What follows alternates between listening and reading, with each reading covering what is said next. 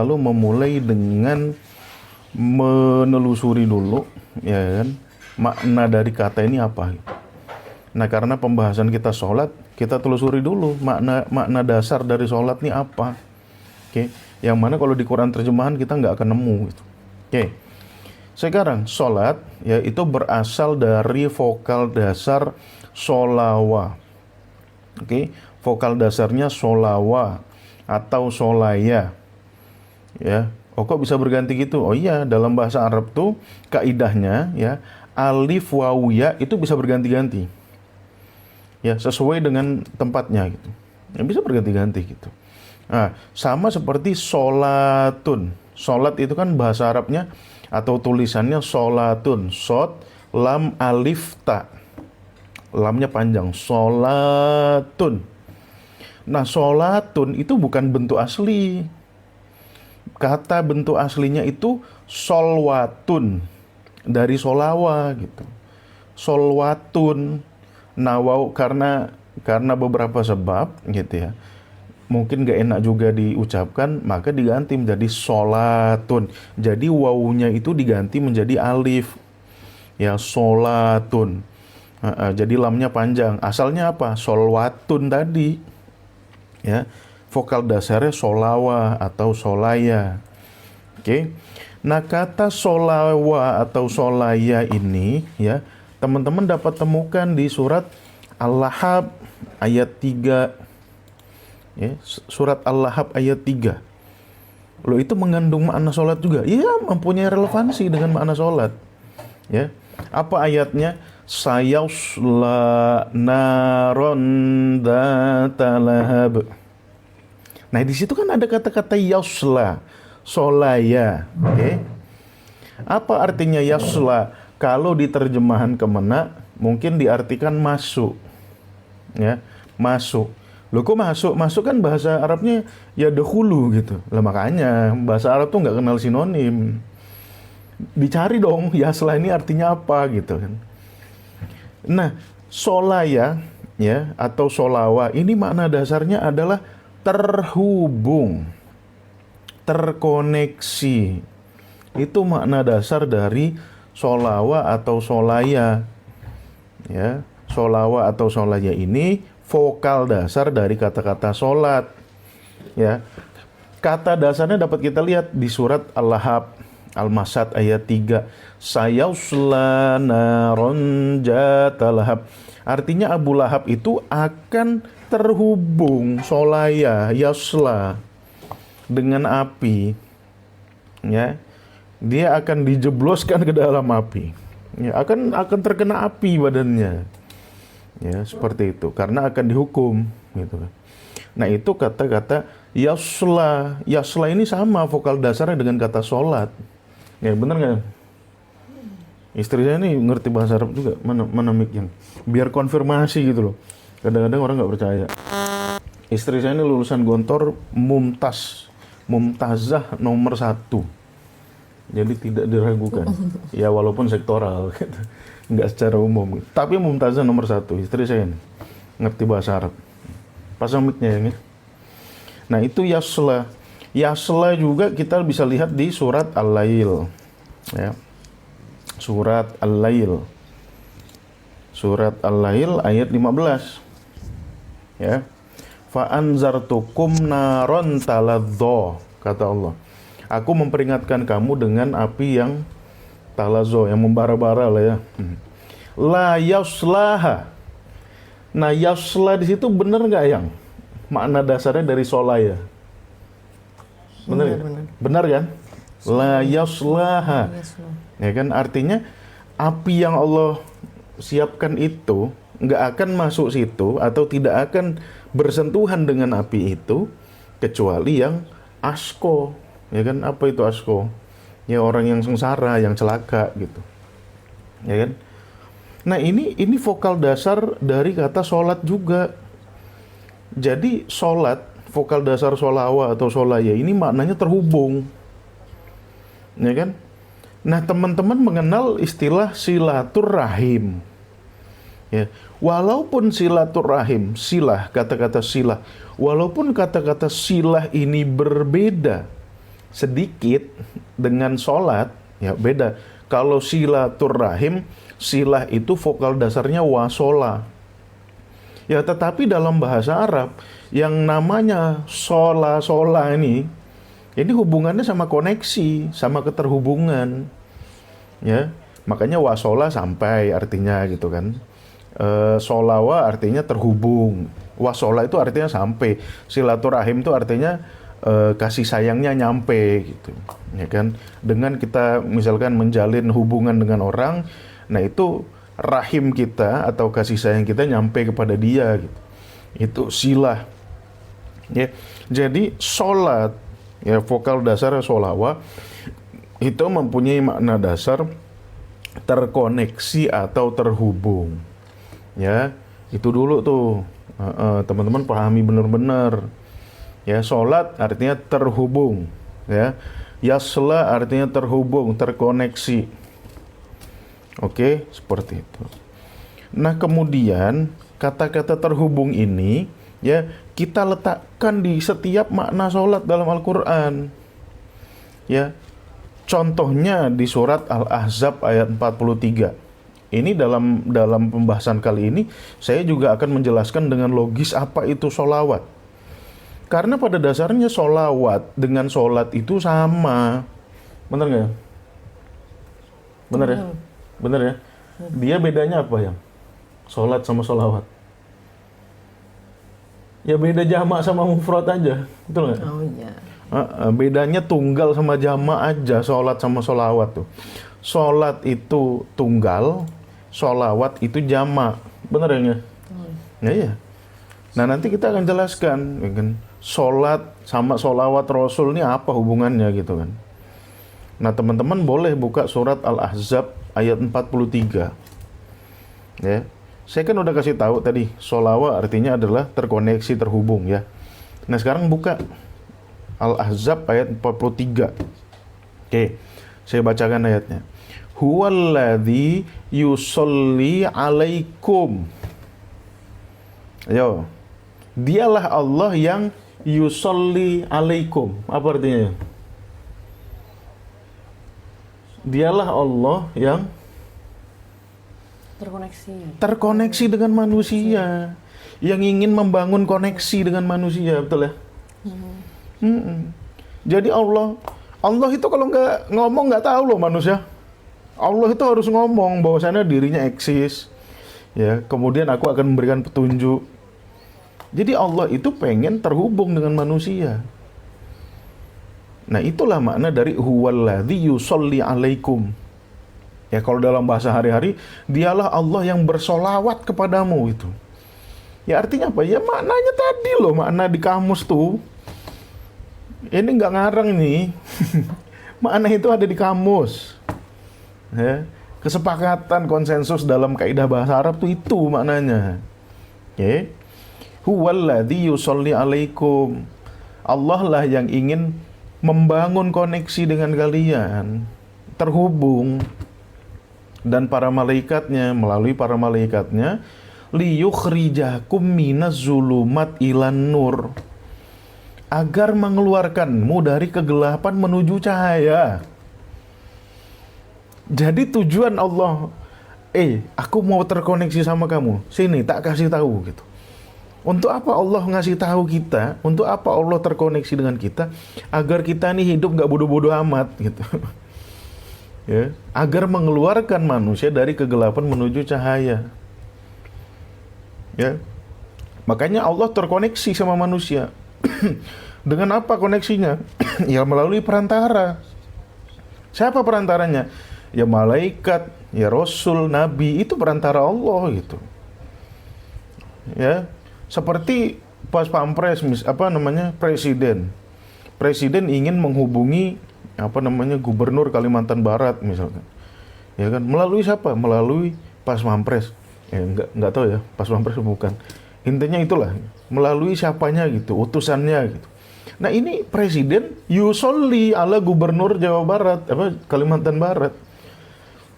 Jadi Presiden Prabowo ingin terkoneksi dengan. Nah itu terkoneksi itu bahasa Qur'annya yusolli gitu loh. Oke. Nah, untuk apa sholawat Allah kepada manusia? Ya kan, agar mengeluarkan manusia dari kebodohan. Jadi yang secara jelas, yang sholat itu bukan cuma kita, Allah juga sholat sama kita. Kita menghubungkan kepada Allah, Allah pun menghubungkan kepada kita. Terjadi hubungan, terjadi koneksi.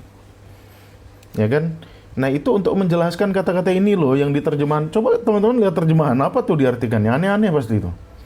Ya, dialah Allah yang memberi rahmat. Emang memberi rahmat nggak ada kosakatanya di Quran. Memberi rahmat tuh yarham. Wa yarham. Yarham itu nama memberi rahmat. Kalau yusolli bukan yarham, beda nih. Satu yarham, satu yusolli, kan beda. Kalau yarham ada sendiri di ayat lain. Ya kan? Arhamur rahimin, itu yarham, memberi rahmat. Ya, yusolli artinya bukan memberi rahmat. Oh, lu siapa kok berani nyalahin terjemahan? Ya terserah, ya kan. Nggak usah ngelihat saya siapa. Saya cuma sampaikan apa yang menurut kaidah bahasa Arab begini sesuai dengan ajaran Quran. Ya kan? Ajaran Quran kan suruh rujuk pada bahasa Arab. Kaidah bahasa Arabnya gini, letakkan dalam ayat cocok. Ya apa yang salah gitu? Yang salah tuh sudah ngarang arti, diletakkan dalam ayat ngarang sendiri juga gitu, nggak cocok, jadinya nggak logis. Itu yang salah gitu. Nah, saya ngerujuk ke bahasa Arab, ya kan, kaidah bahasa Arab yang benar sesuai dengan arahan Tuhan, diletakkan dalam konteks sesuai. Kok dikomplain aneh bener gitu. Ya kan, aneh bener gitu. Cuma karena beda sama mayoritas dibilang aneh, dibilang sesat. Oke. Selanjutnya kita buka surat Al-Ahzab ayat 56. Ya. Kita buka surat Al-Ahzab ayat 56. Ini saya jelaskan lagi nih. Sesuai kaidah bahasa tadi, enggak pakai ngarang nih. Ya. Ini ayat tentang sholawat kepada Nabi. Oke. Innallah wa malaikatahu yusholluna 'alan nabi. Coba gimana ngartikan itu yang? Sesungguhnya Allah dan para malaikatnya terhubung dengan Nabi. Benar nggak? Oh iya, harus terhubung sama Nabi karena Nabi juru hubung. Ya, nara hubungnya Nabi. Ya kan? Allah hanya memberi wahyu kepada Nabi. Ya, Kementerian Agama nggak diberi wahyu sama Allah gitu. Presiden nggak dapat wahyu. Ya kan? Yang diberikan wahyu itu Nabi. Yang terkoneksi melalui malaikatnya Allah nih, Nabi. Ya ayyuhalladzina amanu, wahai orang-orang yang beriman. Nih perintah Allah nih ya. Wahai orang-orang yang beriman, shollu alaihi. Artinya apa yang? Terhubunglah kamu dengan Nabi. Untuk apa? Ya untuk tadi, biar terjadi koneksi antara Tuhan sama manusia nih. Kalau kau nggak pernah kenal Nabi, ya nggak terhubung sama Tuhan. Ya, ini loh maksud dari sholawat tuh. Bukan ngucap Allahumma sholli ala Muhammad kayak orang bodoh-bodoh jadinya. Kalau sholawat cuma dimaknai Allahumma sholli ala Muhammad. Ya kan? Nah, Allah nyuruh kita, Allah dan para malaikatnya bersalawat kepada Nabi. Ya kan? Nah, kita orang yang beriman disuruh bersalawat kepada Nabi. Ya. Kenapa? Karena Nabi ini titik temu. Titik temu antara koneksi Allah dengan manusia, titik temunya di Nabi. Gitu loh. Ini nggak ngarang loh ini. Cuma kembali kepada kaidah dasar bahasa Arab. Ya, nggak harus pintar juga mikir kayak gini, gitu. Ya nggak harus S2, nggak harus S3, S-tong-tong, profesor, nggak harus, gitu. Tapi herannya yang S-tong-tong itu yang kok nggak bisa mikir juga, gitu. Ya kan? Jelas nggak yang kalau kita artikan ayat ini sesuai kaidah bahasa? Jelas. Jelas banget kan? Ngapain gitu? Oh, kita harus bersalawat. Bagaimana salawatnya? Ngucap Allahumma sholli ala Muhammad. Allahumma sholli ala Muhammad artinya apa ya? Nyuruh Allah sholawat lagi. Ini kayak orang geblek gitu. Masa saya nyuruh anak saya, nak sikat gigi ya gitu. Terus anak saya bilang, wahai ayah sikat gigi lah engkau. Nah ini gimana sih? Itu kayak gitu tuh analoginya gitu. Geblek-geblek aja gitu. Nggak ada gunanya. Ya kan? Ini tegas-tegasan aja gitu. Ya. Nah, jadi di surat Al-Ahzab ayat 56 ya, Allah bilang, aku tuh terkoneksi dengan manusia melalui nabi. Nara hubungnya nabi.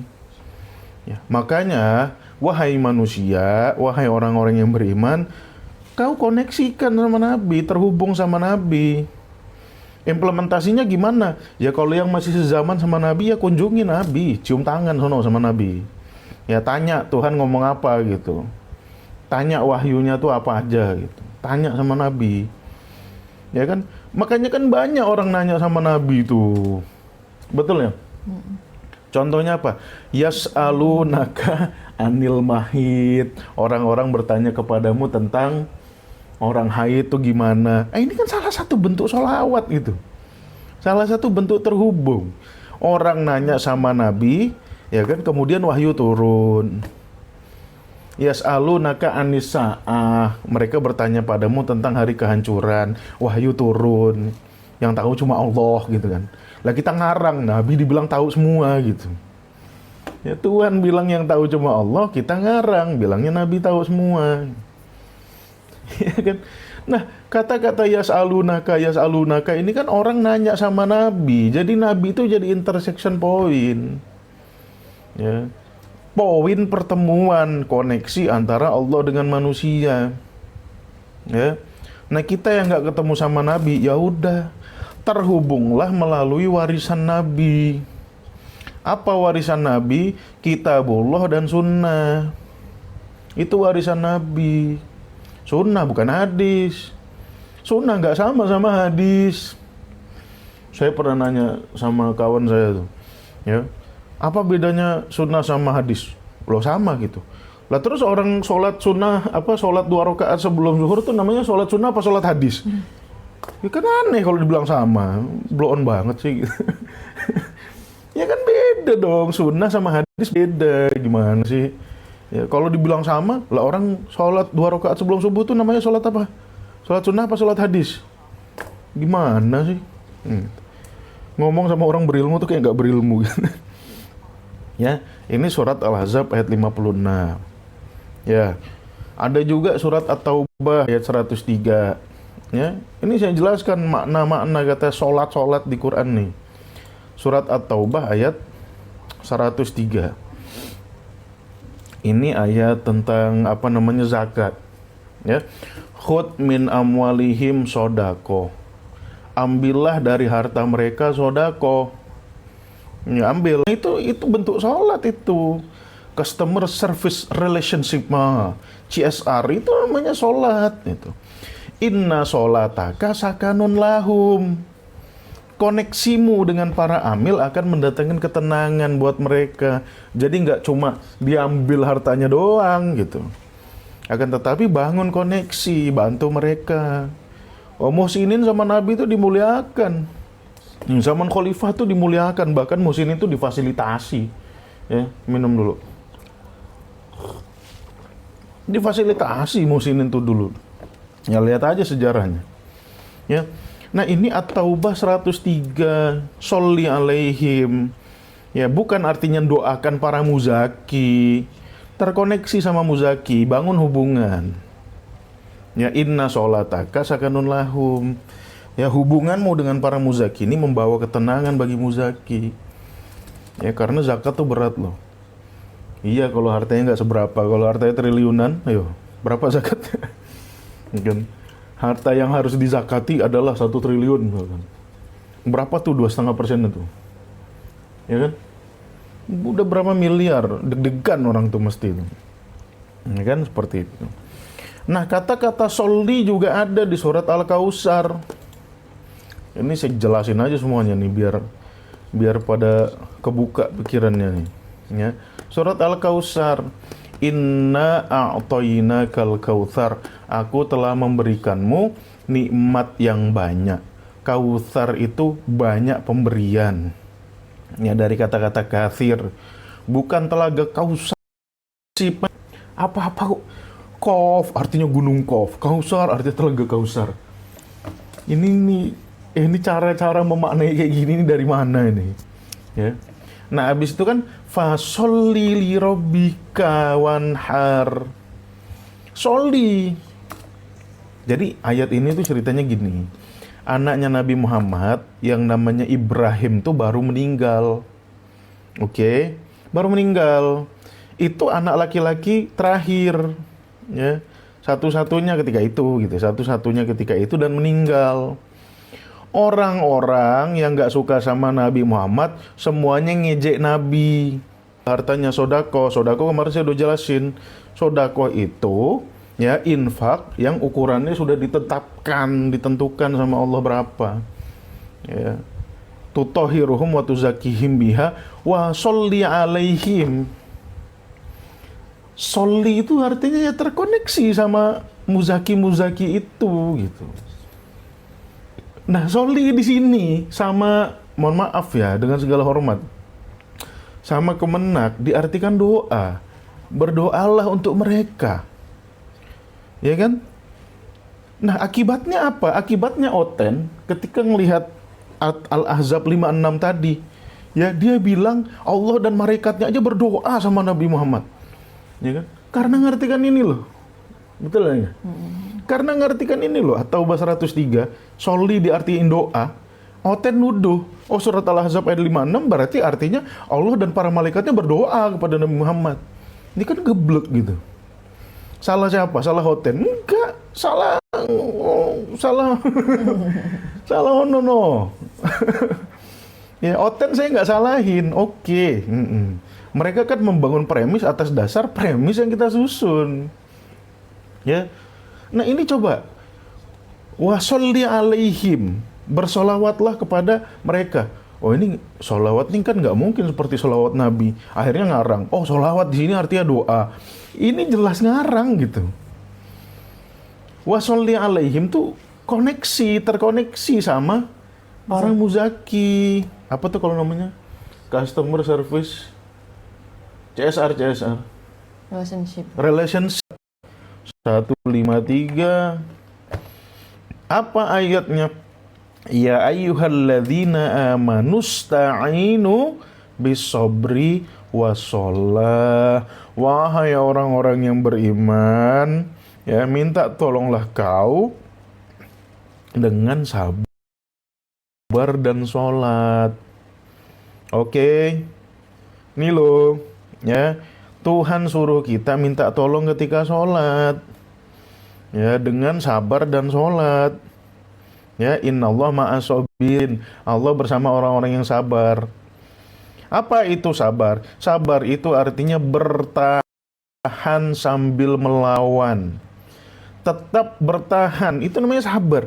Sabar itu bukan pasrah. Kalau pasrah itu udah selesai gitu. Ya kalau pasrah itu konotasinya udah putus asa gitu. Itu udah aku pasrah aja dah. Itu pasrah. Pasrah itu bukan tawakal, beda lagi gitu. Ya. Nah, sabar itu artinya tetap bertahan, dari kata sobaro gitu. Bertahan, ya, sambil melakukan usaha-usaha objektif gitu. Ya, makanya di ayat perang, ya ayuhan nabi harridil mu'minin alal qital, wahai nabi, motivasilah umat kaum mukmin untuk berperang. Karena kondisinya terdesak gitu. In yakun minkum isyruna sobirun. Ya, kalau di antara orang beriman nih ada 20 orang sabar. Nah, sabar di sini tuh artinya mau berperang. Ayo dengan keterbatasan kita perang. Ayo gitu. Nah, itu namanya sabar. Ya. Jadi, bagaimana sabar dalam hidup? Biar kehidupan teman-teman semua ada orang langsung lapar di Afrika meninggal. Ya kan? Ada tornado di Amerika hampir meninggal kena twister. Ya, kemarin di Cirebon, kenapa tuh? Kena longsoran batu meninggal. Itu namanya cobaan hidup. Enggak, manusia enggak semuanya sanggup. Makanya kan kita doa, Rabbana la tuhmilna ma la taqata li. Ya Allah, jangan beban hidup ini mempauin. Ya kenapa? Ya karena kita gitu loh. Anehnya aja. Oh enggak, Allah tuh pasti membantu kita sanggup. Ayatnya apa? La yukallifu nafsan illa wus'aha. Wah, kentir bener. Allah ngomongin taklif dalam konteks pembebanan puasa, pembebanan sholat, ya kan, pembebanan berbuat baik, diartikan taklif sebagai hidup baik. Ya, kajabung apa? Ya, sambung goblok, nggak nyambung golok, gitu kan. Allah ngomongin taklif, ngomongin cobaan hidup. Ngerti, Ustaz Arab loh pada. Ya kan? Nah, ini cobaan hidup. Alladzina idza asabathum musibah qalu inna lillahi wa inna ilaihi raji'un. Tiba datang kepada mereka, katakan, ya, kita ini milik Allah. Ya, kita kembali kepada Allah. Kalau kembali pada Allah itu bersabar gitu. Jadi bentuk sabar bukan hasrat. Bentuk sabar itu seperti orang Jepang misalkan, ya. Kawasan Jepang itu kawasan yang rawan gempa bumi, rawan tsunami. Ya kan? Bagaimana cara bersabarnya? Ya buatlah teknologi sehingga rumah itu tahan gempa. Itu cara bersabar musibah. Bukan aku wis pasrah. Itu namanya pasrah. Itu sabar. Ya. Jadi dalam hal ini orang Jepang jauh lebih bisa bersabar daripada kita. Kita nggak nyalahin Tuhan. Qadarullah gitu. Ya kau aja yang dodol gitu. Nah, kawasan Jepang juga daerah rawan tsunami. Mereka monitor ya di pinggiran-pinggiran laut. Maka dia mendeteksi tsunami langsung notifikasi ke WhatsApp, ke HP. Ya, bunyi HP orang-orang tuh. Tiri. Ayo mau tsunami, evakuasi gitu. Sehingga mereka bisa meminimalisir. Itu namanya sabar gitu. Ya. Kalau kita diperintahkan untuk innalillahi wa inna ilaihi raji'un, ya kembalikan kepada kata Allah. Apa Allah suruh kita apa gitu. Bukan pasrah. Ya kan? Nah, kalau kita sudah bersabar, ya kan? Kalau kita sudah terhubung sama Allah, ya kan? Barulah ulaika alaihim sholawatum mir rabbihim wa rahmah. Mereka inilah yang mendapatkan sholawat dari Tuhannya. Ya, mereka dapat sholawat dari Tuhannya, dapat akses, dapat terhubung sama Tuhannya, dapat pencerahan-pencerahan, dapat ilmu baru yang bisa melakukan orang, yang bisa menekan maslahat orang lain. Wa ulaika humul muhtadun, mereka itu dapat petunjuk. Ya kan? Kan orang gempa parah, dodol namanya. Ya kan? Ada videonya di media. Sholat jamaah, gempa. Ya. Orang pada lari. Nah, terus di komentar di komennya tuh, di video Instagramnya tuh di komen, dasar orang-orang yang lari, imanmu lemah. Dodol. Nabi aja kalau sholat kemudian ngelihat hewan beracun, dibunuh dulu hewannya. Bunuh dulu. Lagi sholat ada ular kobra, jepret, lanjutin sholatnya gitu. Ya kan? Karena apa? Ketika sholat gempa, ini data ada beton. Kalau lo ngikutin siapa sih? Oh, Nabi Muhammad gitu kok. Ini malah dihujat orang yang kabur. Woi, kau udah, lah iya tuh kabur dan orang kabur bukan pasrah gitu. Ya kan disamain sama perang. Perang tuh nggak boleh lari. Kalau perang dodol, perang nggak boleh lari. Kalau lari lu ninggalin teman, berkhianat namanya. Kalau sholat gempa lari dulu. Beda konteks gitu. Ya. Nah, jadi dari ayat Al-Baqarah 157 ini kan jelas Allah memberikan akses, memberikan petunjuk kalau kita membangun akses pada Allah. Ya. Jadi wajar sekali kalau ketika kita sholat, kita mendapatkan ilmu, kita mendapatkan pencerahan, kita mendapatkan solusi-solusi atas masalah. Wajar. Mana Allah jelasnya? Ini tadi surah Al-Baqarah 157. Ulaika alaihim sholawatu rabbihim. Kita sholat, Allah pun sholat. kita menghubungkan, ya, akhirnya kita menjadi orang yang mempunyai pengetahuan, dapat petunjuk atas permasalahan kita. Ya. Kawan saya Bang Heriansa, orang Pontianak, ya, anaknya sakit, demam, dikasih paracetamol tablet, nggak mau minum, ya namanya anak kecil, ya, dikasih paracetamol tablet mau minum, ini kisah real nih, nggak nih, ya, kan cari TikToknya Bang Heriansa, ya, anak masih kecil dikasih paracetamol nggak mau, ya nggak mau lah, pahit gitu kan.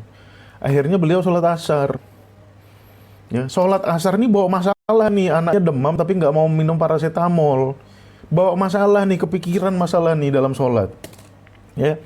Akhirnya ketika sholat, ya, dapat catering, beli paracetamol pada buah-buah, gitu. Muncul tuh ide dalam sholat, iya ya, kenapa nggak pakai paracetamol cair yang rasa buah-buah itu, ada kan ya di apotek tuh, dapat ketika sholat gitu, ya kan. Habis itu dia beli paracetamol ke apotek yang rasa buah-buah untuk anak tuh, diminumin, anaknya mau, selesai masalah, ya. Ini real, hadir. Nah kayak gini nih mau dibilang dari setan lah, di Quran udah jelasin kok, ya. Kalau kita bawa masalah dalam sholat, ya memang Tuhan suruh gitu, ya kan. Nah nanti Tuhan ngasih solusi dalam sholat kita itu, ya kan, asalkan kita terus berusaha, ya. Bang Heriansyah tuh terus berusaha gimana caranya ngasih anaknya paracetamol biar sembuh, ya. Itu udah berapa hari kalau nggak salah beliau cerita sama saya tuh. Nah anaknya sakit udah beberapa hari, orangnya real Bang Heriansyah nih, cari aja di TikTok, saya nggak ngarang-ngarang, tanya beliau, ya. Nah, itu perkara kecil dapat dari sholat. Dari setan, biarpun baik dari setan. Gimana sih, di surat An-Nisa ayat 79 kan Allah bilang, ma asobaka min hasanatin faminallah, yang baik-baik datangnya dari Allah, bro. Wa ma asobaka min sayyiatin famin nafsi, kalau ada yang buruk-buruk itu datangnya dari dirimu sendiri. Nah ini urusan paracetamol ini perkara baik atau buruk gitu? Baik, ya kalau baik datangnya dari Allah gitu, ya kan. Seperti itu. Jadi bener nggak sih dapat ide ketika sholat itu dari setan? Kagak, ngarang ngomong itu, ya. Argumennya apa? Tadi saya tunjukkan, saya udah sebutkan satu-satu. Ya, bagi yang baru join, makanya jangan telat. Kalau saya tiap subuh live ini, ya kan. Bagi yang baru join, saya tiap subuh live jam 5. Mendapatkan kajian yang jelas, lengkap, ikut dari jam 5. Lama kok, 1 jam aja saya ngomong, ya kan. Seperti itu, ya. Mereka lah yang mendapatkan sholawat Tuhannya, mereka yang mendapatkan koneksi dari Tuhannya. Wa ulaika humul muhtadun, mereka itulah yang mendapatkan petunjuk, ya kan. Buktinya apa? Nabi ada sholat istihoroh, ya kan, meminta jawaban gitu kan. Nabi ada sholat hajat, meminta sesuatu, ada hajat kita sholat, kita minta sama Allah. Jadi wajar gitu kalau Allah ngasih solusi ketika sholat tuh wajar. Oke, jangan dibilang dari setan. Oke, itu ya kajian kita pagi hari ini. Mudah-mudahan bermanfaat untuk teman-teman semua, ya. Bahwasannya nanti kalau teman-teman sholat, ya, bawa masalah nggak apa-apa, bawa lah. Tuhan pun suruh bawa masalah ketika sholat, ya.